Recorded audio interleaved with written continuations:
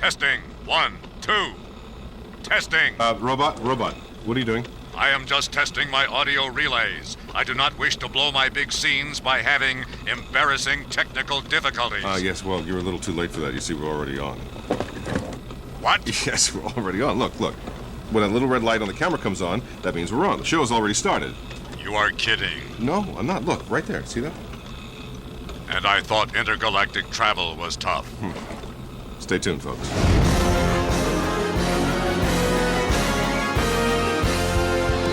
From the farthest reaches of the galaxy comes Lost in Space Forever, starring John Larroquette, with guest appearances by June Lockhart, Mark Goddard, Marta Kristen, Angela Cartwright, and special guest stars Bill Mumy and Jonathan Harris.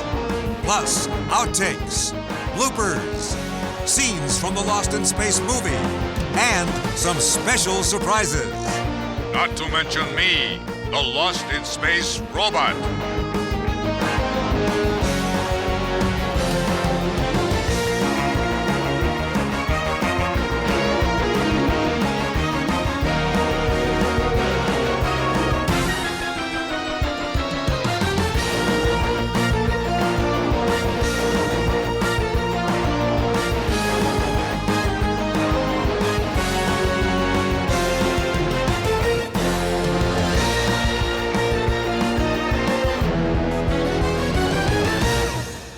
Lost in Space Forever will return in a moment.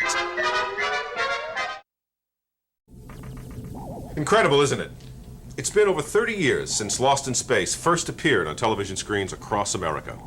And the adventures of the Robinson family still retain their fascination with audiences throughout the world. They have served as the basis for websites, home videos, conventions, toys, collectibles, and even a big-budget motion picture.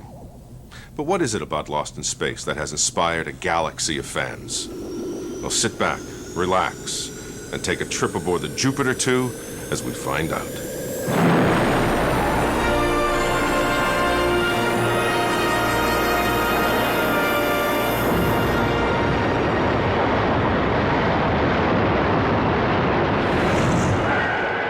Lost in Space was launched in the early 1960s, an era of tail-finned cars, TV dinners, Barbie dolls, and hula hoops.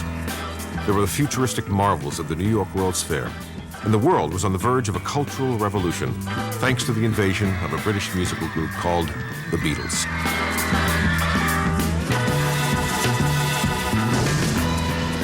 It was also an era that witnessed the dawning of the space program, one which promised to put a man on the moon by the end of the decade.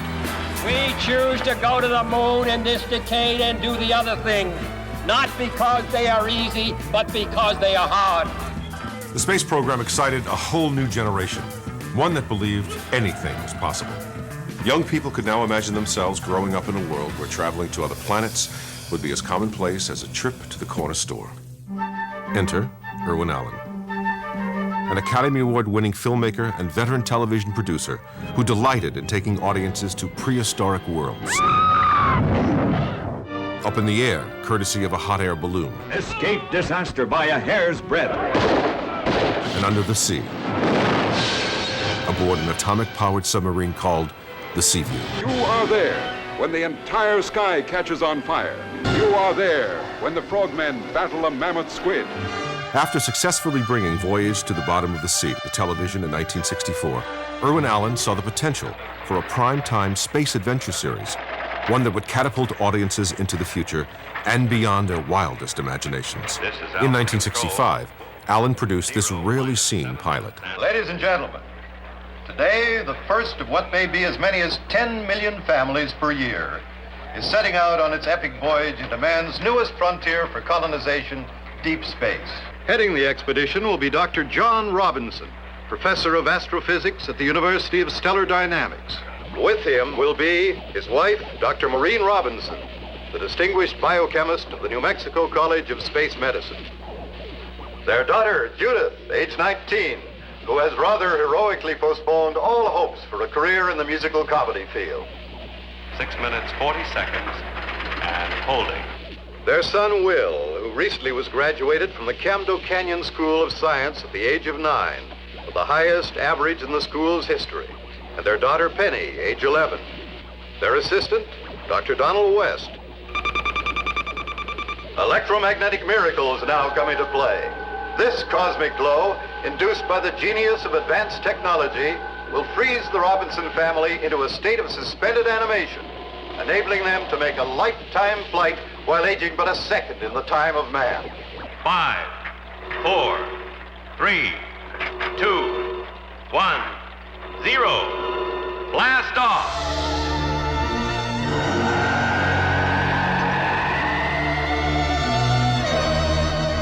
All systems here at Alpha Control are green and go. The trajectory now profiles properly. The spaceship is climbing correctly to plan.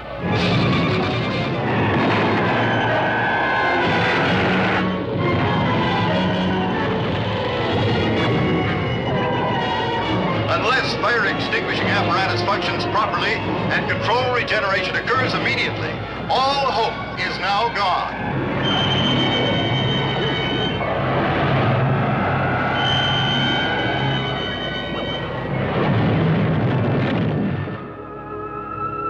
Heading the distinguished cast of actors would be Guy Williams as Professor John Robinson.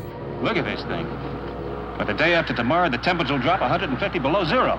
What do we do? We're going to have to head south, but fast. Williams was a familiar face to television viewers, having played Zorro for years on network television. All right, let's go. I want us to get out of here as quickly as we can. All right. Seen here is Guy's original screen test for Lost in Space. The voice you hear off-screen belongs to producer Irwin Allen. Nice to have you with us. Well, it's nice being here. Want to talk a little bit about the new show we're going to do called Lost in Space? Uh-huh. Well, I saw one of those little flying machines. Yeah, space saucer. Yeah. I'd like to get one for myself. Another television favorite in the cast would be June Lockhart as Dr. Maureen Robinson. Ms. Lockhart had previously played everyone's favorite mom on the classic TV series Lassie. As the Robinson children, Judy would be played by Marta Kristen, a young actress who had appeared on television shows and movies. Will? Penny? How are you ever going to dress like a lady if you don't hold still? Penny would be played by Angela Cartwright, who had literally grown up before TV audiences in Make Room for Daddy. You won't be long.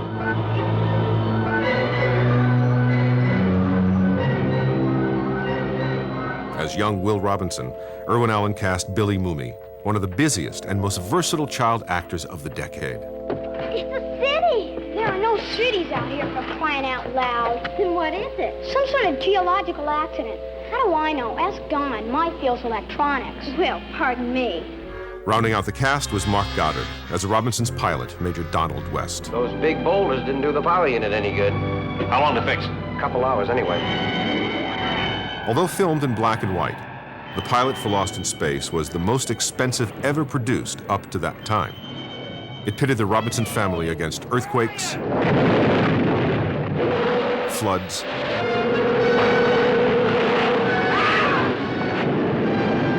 one-eyed monsters,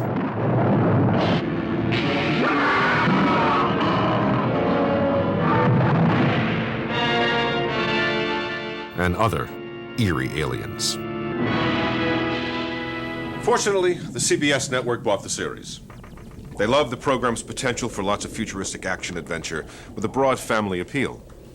But despite the show's wild premise and spectacular effects, network executives felt something was missing.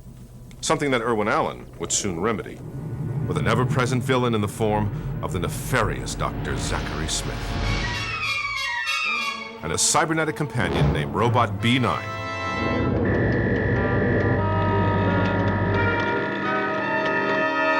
At exactly launch plus 8 hours, destroy.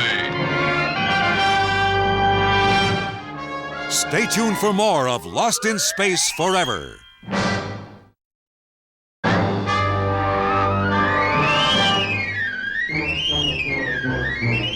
When it premiered on September 15th, 1965, Lost in Space was heralded as a rousing space opera.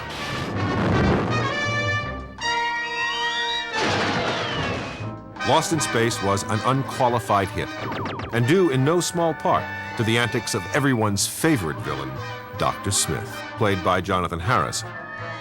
Don't trust him. He's as slippery as a bucket of eels. Just how can you help? My friend here was built to test atmospheric conditions. I'll send him out to investigate. And leave yourself defenseless? The virtuous need no defense.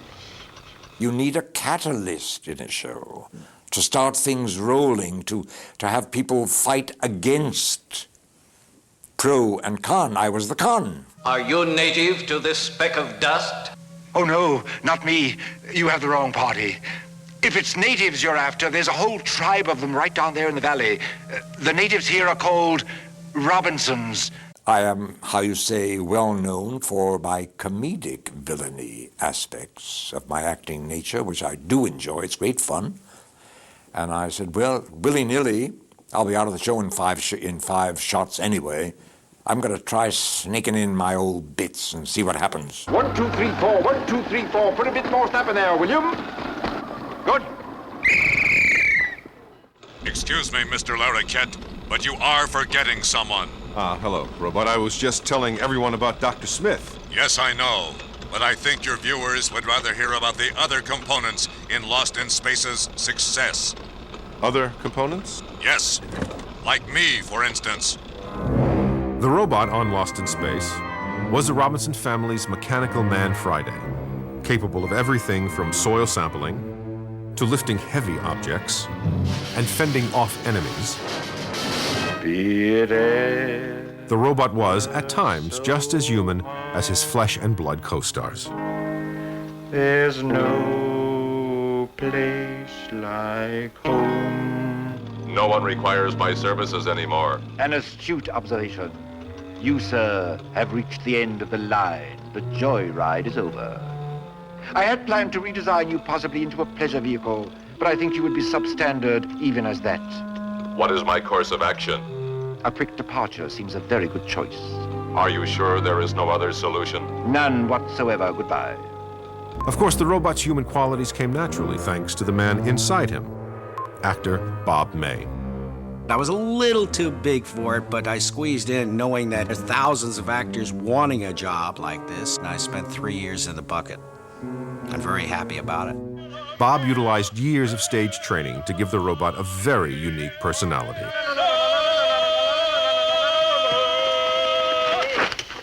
Equally distinctive was the voice of the robot, provided by veteran radio and television announcer Dick Tufeld. You may apply more effort, Dr. Smith. My skin is not sensitive. That's what you say. And do not miss any spots. If it is worth doing, it is worth doing well. I get calls from all over the country from people wanting me to do things like do the robot voice for their answering machine. Warning! Warning! Warning, warning, it will not compute. Warning! Warning! Warning! Danger, Will Robinson. Feel better now, robot? Yes, thank you. My sensors are deeply grateful. May I continue? Affirmative. Of course, there were other reasons for Lost in Space's impressive success in its debut season. There were dazzling special effects.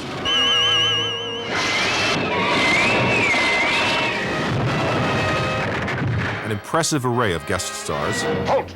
Hapgood's my name, boys. Jimmy Hapgood. I will introduce myself. I am known as the Keeper, and I come from a world 10 million light years away.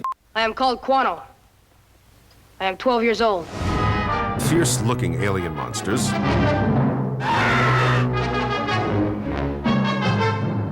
And even a pet bloop, who looks suspiciously like a chimpanzee in a furry hat.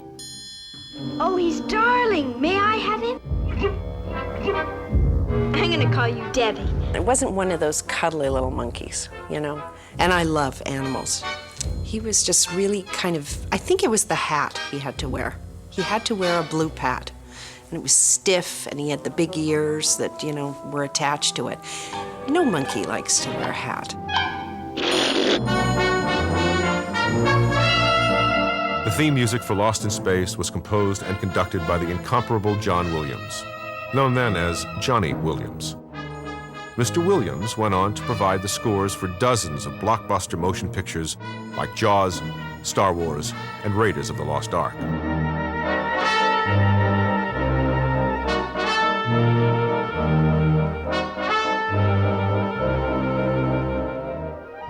course, much of Lost in Space's broad appeal also came from its incorporation of traditional family values in a very untraditional setting. I'll dig into the last of our flour and make us some hot biscuits.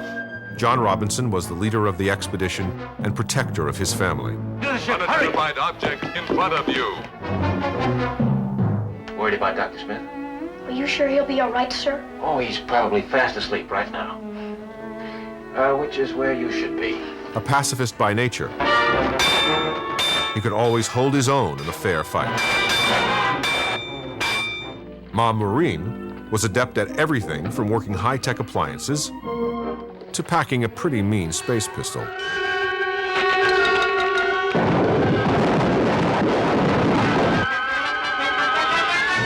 I must say, a lot of people do talk to me about the laundry, though, in which you put all the dirty clothes in one side, push it, wait 30 seconds, and then it all comes up, not only cleaned, ironed, wrapped in cellophane, but already, packaged and ready to go. That was a good stunt. Romance on the show was pretty limited. Limited, that is, to Don and Judy. Judy and Don, everyone asks me, why didn't they make more of their relationship? The problem was that it was a children's show, and Irwin said, nobody kisses, nobody touches. Is that you, Will? Hand me a power wrench, will you? Why don't you come out and get it, Don? Oh! I mean, wow. I kind of came in thinking I was just going to have a relationship with Judy, basically, and crash the spaceship every week, And I crashed the spaceship every week, but I never really had anything with Judy. But it was kids who formed Lost in Space's core audience. And for them, there were no better role models than Penny and Will. Will, you hurt? Nothing, I'm all right. Get up. Where are we? I don't know.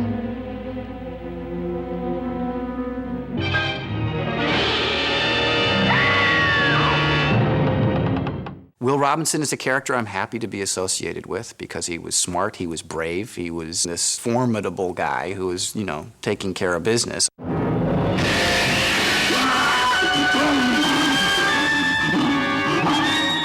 It was like a comic book. Here was my opportunity to kind of be in a adventure, high-tech sci-fi project where I could almost be like a superhero. In 1966, the Robinson family continued to brave the elements and battle hostile aliens. But now they faced another enemy, one even more life-threatening.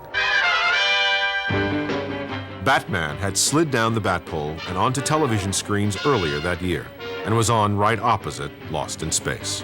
Batmania spread like wildfire across the airwaves, and even Will Robinson was not immune to its campy charms. Not to be outdone, Lost in Space began its second season in color. For the first time, television audiences could gaze upon purple rocks, green skies, and the yellow streak down Dr. Smith's back. The special effects were more spectacular, even if the aliens were often less than convincing. In my world, I am considered handsome. As if to compete with Batman's outlandish storylines, Lost in Space became more colorful and more campy than ever before. Gonna jump down, turn around, pick the golden nugget. Gonna jump down, turn around, pick and gold all day. Now, the adventures of Dr. Smith, the robot, and Will began taking center stage. Observe! Dr. Smith! The strategy worked. Lost in Space regularly beat Batman to the ratings punch. I know you like a big brother. Do you indeed? Example, who chickens out when all hands are needed. Example, who sneaks food when all personnel are on short rations. Example, who... The robot was one of the happiest things that ever happened to me in my theatrical career, I will tell you. The robot became a very integral part of the show. I decided he was my alter ego, and he was wise to me and a danger to me. Always calling him those dreadful alliteratives to keep him down so he wouldn't expose me. You computerized cloud. Bubble-headed booby. Jabbering Judas. Bumbling bird brain. Neanderthal ninny. Tackling cars. Mental midget. Slithering bumpkin. cackling cacophony comes to mind. Oh, that was a good one. Lost in Space merchandise also became popular. There were lunchboxes, laser rifles, model kits, even a battery-powered toy robot. Dozens of these toy robots even made a guest appearance in an episode called The Mechanical Men. Little mechanical men. Who is the leader here? Lost in Space was now not only popular, it was hip. Series cast members were in demand for personal appearances. The set was a magnet for visiting dignitaries and just about every kid in the world. Even Mad Magazine got into the act with an outrageous parody illustrated by the great Mort Drucker. The cast responded to Drucker's dead-on caricatures by posing for these gag photos, which they sent to Mad with their thanks. Well, how does it feel to be a cultural icon, Robot? It feels like I should have asked for a raise 30 years ago. Well, come on now. What kind of money could a robot need? Have you seen the price of an oil change lately? Somehow the squeaky robot always gets the grease. Oh, the pain. Indeed. Lost in Space Forever will return in a moment.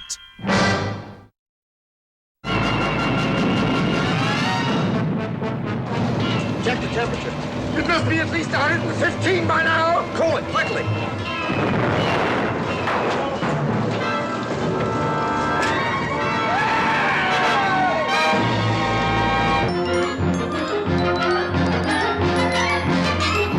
Lost in Space began its third season with a dynamic new opening title sequence and an exciting new theme song, courtesy of John Williams.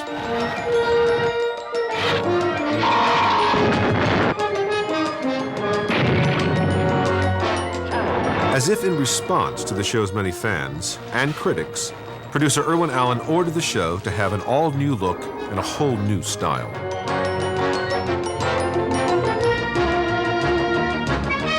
There would be more stories involving space travel, giving the Robinsons more planets to explore. Dr. Smith, you stay right where you are. Not to mention more opportunities to wear those cool silver spacesuits.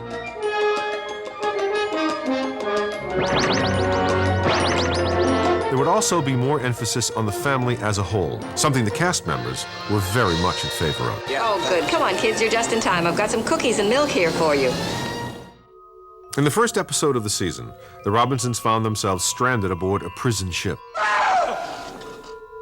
One whose inmates were literally frozen in time.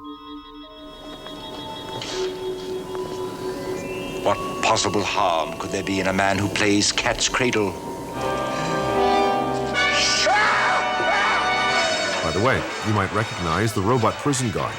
It's Robbie the Robot from the classic science fiction film Forbidden Planet. He was created by Bob Kinoshita, the man responsible for designing the robot from Lost in Space. No! He's going to freeze me! What is he doing? His sensors indicate that there is only one unrehabilitated criminal type left, and that is you. Explain to him. Make him let me go. What is he saying? He said, you will be back. They all come back. Robbie is, perhaps, the most famous robot in the history of science fiction. What's the matter, Robot? Jealous? I am not programmed for jealousy. All right. Resentment, yes. Hatred, yes. But jealousy? No. Lost in Space's third season also saw the introduction of the Space Pod, a compact shuttlecraft that could be used to scout potentially hostile planets. The Space Pod and all the special effects on Lost in Space were the work of L.B. Abbott, one of the best in the business. Working with a limited budget, he and his talented team could make everything seem possible. Well, maybe not everything. These rarely seen outtakes show just how difficult it was to get an effects shot just right.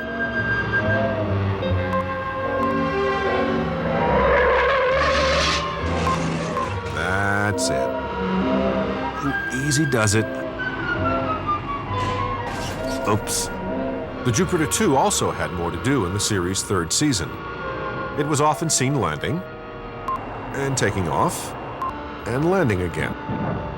One of the places it landed was back on Earth in Visit to a Hostile Planet. Believe it or not, this full-sized mock-up of the Jupiter 2 was only used in 2 episodes. I can smell pine and fresh water. Do you feel cold? Just happy.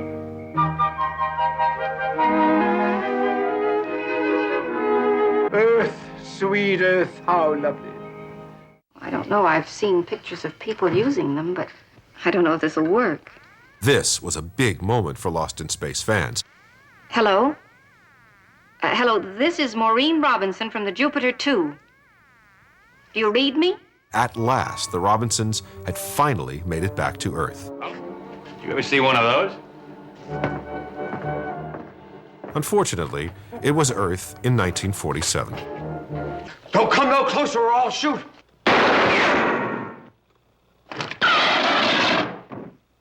I suggest we leave before those jokers really get me riled up.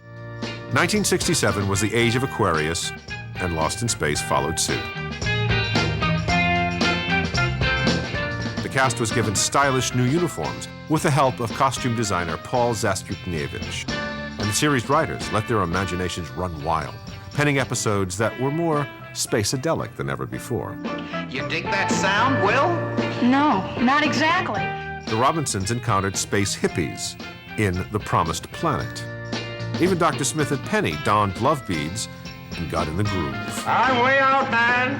Like the rest of you cats. Hey, man, you really grew. Of course, Lost in Space continued to feature lots of gadgets, explosions,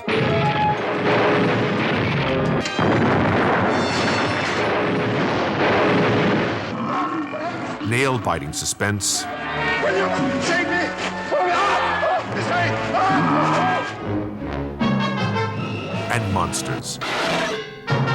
Lots and lots of monsters. Hear ye, hear ye. So many monsters, in fact, that some were recycled from earlier episodes. Good evening. A few were even recycled from other movies. Recognize this alien makeup from Fugitives in Space? It was taken off the original molds used for the Planet of the Apes. Of course, the reason for the similarity is simple. The makeup for the Planet of the Apes was designed by the great John Chambers, who also doubled as one of the chief makeup artists on Lost in Space. Chambers was a master at creating latex appliances, as he did in this episode, where 13-year-old Bill Mumy has to play the part of a pint-sized Dr. Smith. I will conquer the universe. Oh, please, please, let's be chums again.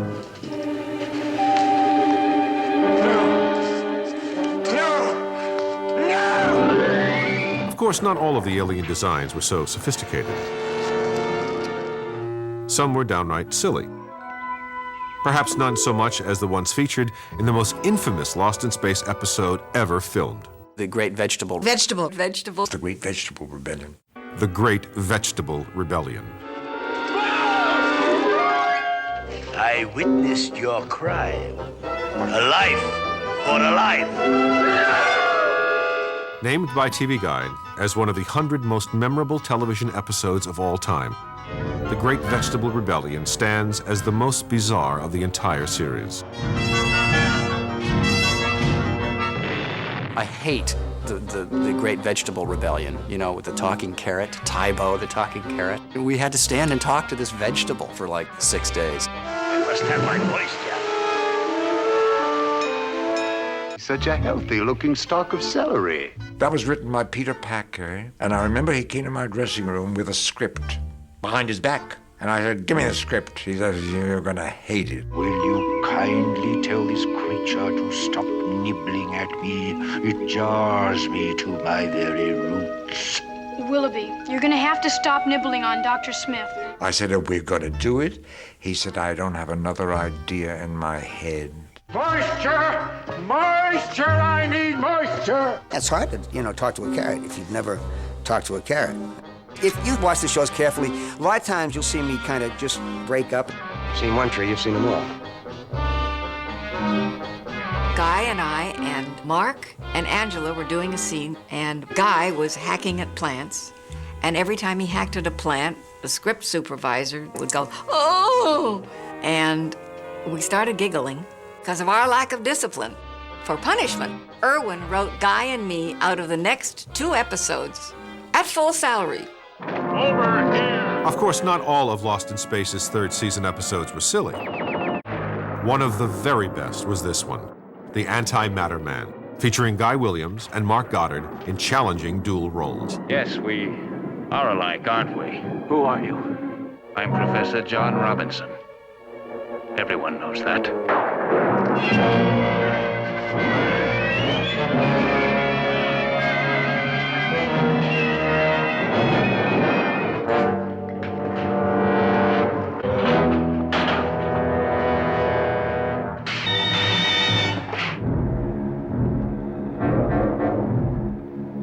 So you're the goody-goody one. I am sorry for you. Don't be. If it weren't for me, you couldn't be you. Go on, scram, beat it. Oh, by the way, in that episode, you also had an evil twin. Whatever happened to him? He appears on cruise ships doing the Macarena, I believe. Unfortunately, the Robinsons weren't so lucky. After 3 seasons of visiting strange planets and encountering stranger aliens, the crew of the Jupiter 2 never did get back home. Citing escalating production costs and declining ratings, the show was canceled by CBS in April 1968. Lost in Space, the series, had ended, but Lost in Space, the phenomenon, was just getting started. Stay tuned for more of Lost in Space Forever.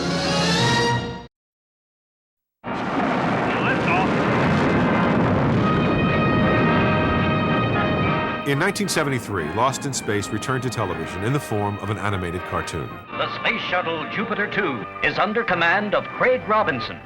Meet you right field. Produced for 20th Century Fox, it was featured as one of a series of Saturday morning specials on the ABC network.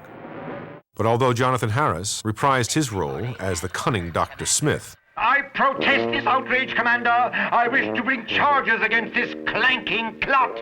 there was almost nothing recognizable from the original series. You hit the negative one. He's not affected. Now I know which is positive.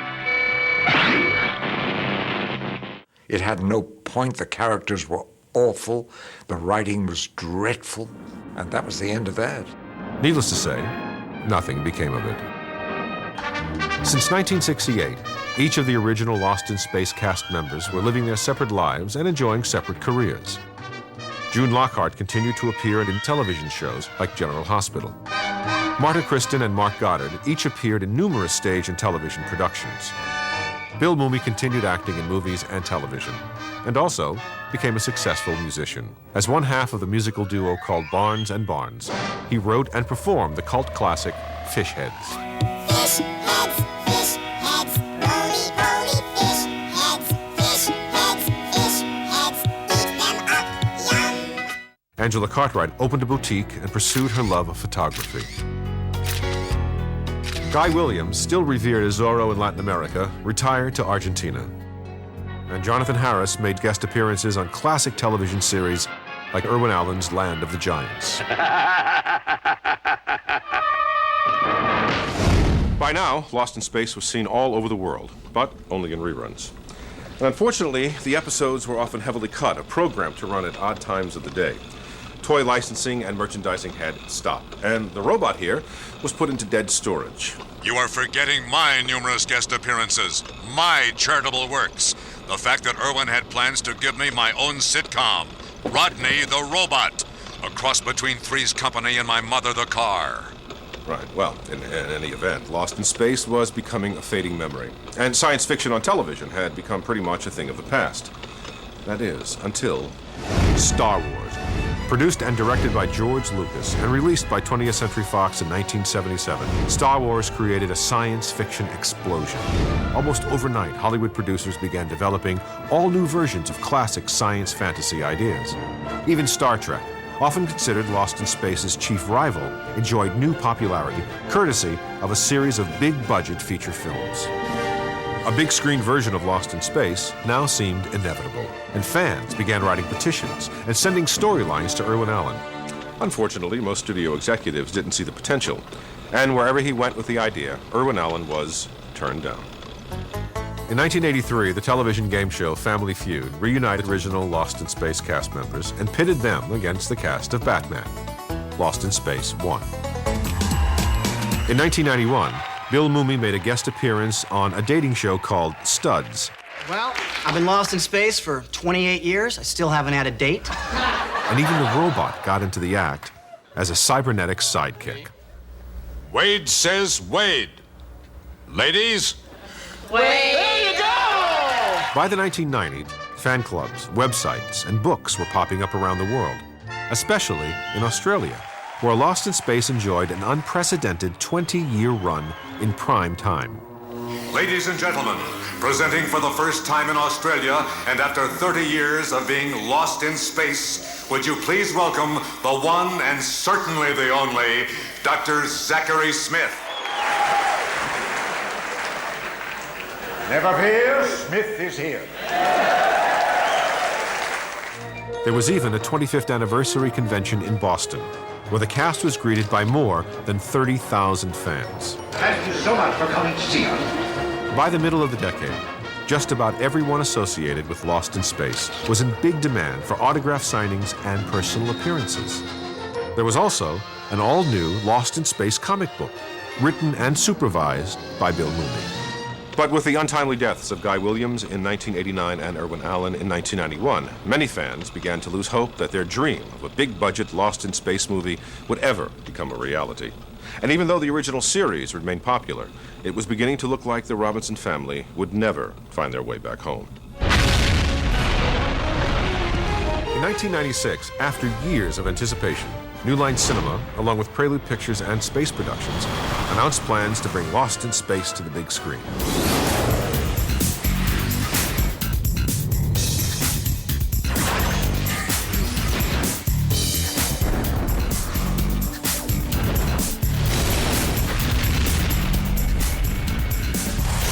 It would feature state-of-the-art special effects,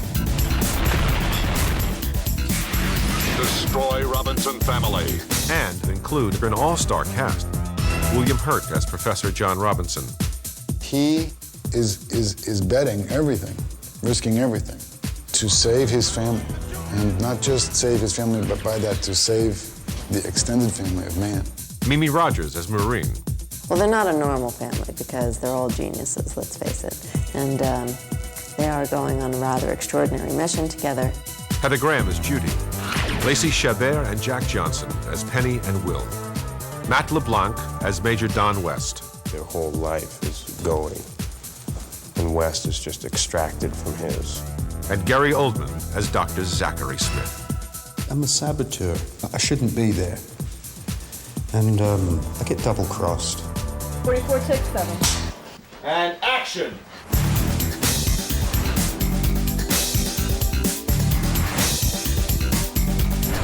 Under the direction of Stephen Hopkins, the Mammoth production began filming at Shepperton Studios, England, on March 4th, 1997.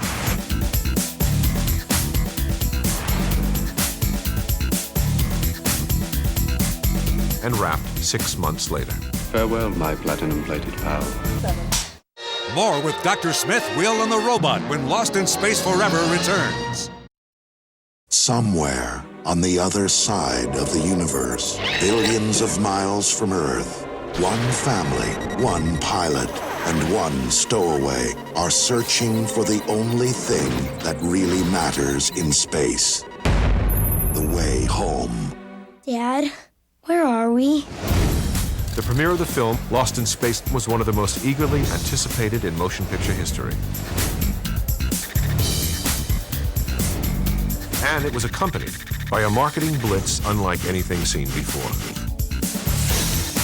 Almost overnight, Lost in Space merchandise blasted into and out of toy stores around the world. There were action figures, trading cards, stuffed dolls, and model kits. The classic series was also given equal time, with a brand new line of collectible merchandise, even talking t-shirts.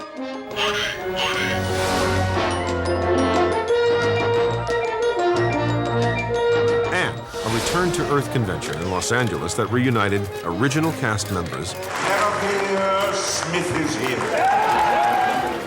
series guest stars, and of course, the fans. Well, Robot, I guess we really have to thank the fans for keeping Lost in Space alive for all of these years. Warning, warning! Danger, danger! You are tampering with an alien dimensional scanner. Oh, wait, come on, Robot. This is just an old prop from the TV series. Activation will cause a shift in time-space continuums. Danger! Danger! Oh, you mean to tell me that if I press this button, something's really gonna... Oh, dear. Where are we, William? I'm afraid to look. Oh, Dr. Smith, it looks like we're back on the deck of the Jupiter 2. What? No, not again. I knew you would return to me someday, Will Robinson. My sensors are pleased to see you. Indeed, and what about me, you mechanical moron? Like I said. Mind your manners or you'll lose your friends. Robot, what happened? The depression of an alien time-space flux activator has caused a displacement of trans-dimensional reality. Stop spouting the silly scientific gibberish. Just translate the foregoing into simple English, if you please. It means that you have aged more than 30 years, while I have not aged a single day. Ha ha ha ha ha! How dare you pusillanimous pipsqueak. He's right, Dr. Smith. We have aged. And from the looks of things, we're still traveling through deep space. Oh, woe is me. Alack and alas. Trapped again with this lame-brained lump without a clue as to where we are. That may not be true, Dr. Smith. What? Maybe I can get a fix on our location. Plot a course for Earth. Earth? Did you say? Earth? Oh, joy. Oh, bliss. Oh, William, I know that you will extricate us from this dire dilemma. I've always admired your bravery, your courage, and I shall help you with the work. Yes, depending, of course, on the condition of my delicate back. Oh, you understand? Yes, Dr. Smith, I understand. Now, if I could just pinpoint the precise trajectory between this star cluster and a recognizable... Spare me the encyclopedic explanations, William. Just point us in the direction of home.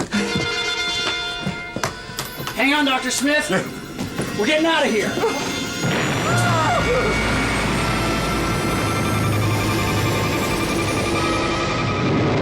We made it.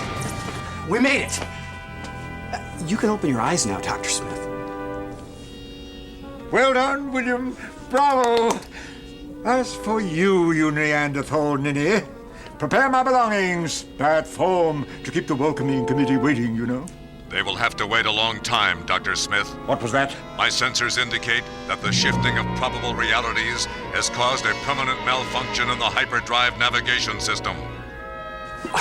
He's right, Dr. Smith.